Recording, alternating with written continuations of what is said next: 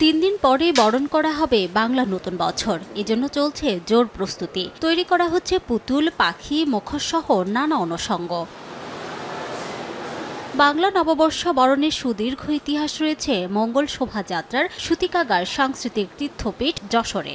ঐতিহ্যের ধারাবাহিকতায় প্রতি বছরের ন্যায় বিভিন্ন সাংস্কৃতিক সংগঠন বাংলা বর্ষ বরণে নানা আয়োজন রাখে, আর সে লক্ষ্যেই চলছে সব প্রস্তুতি। বিশেষ করে উৎসবের প্রস্তুতিতে উদীচী, পুনশ্চ, বিবর্তন সহ বিভিন্ন সাংস্কৃতিক সংগঠনে চলছে গান, নাচ, নাটক ও গীতিনাট্যের মহড়া। সেই সাথে চলছে মঙ্গল শোভাযাত্রার জন্য নানা অনুষঙ্গ তৈরির কাজ।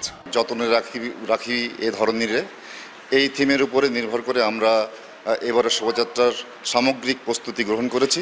হাজার বছরের যে বাঙালি সংস্কৃতি, সেই বহমান সংস্কৃতিকে সামনের দিকে এগিয়ে নিয়ে যান। যশোরের 30টির অধিক সাংস্কৃতিক সংগঠন সাড়ম্বরে তাদের কার্যক্রম চালাচ্ছে। সমস্ত নৃগোষ্ঠীর জাতি উপজাতি সবাইকে সবার কৃষ্টিকে আদরে গ্রহণ করার।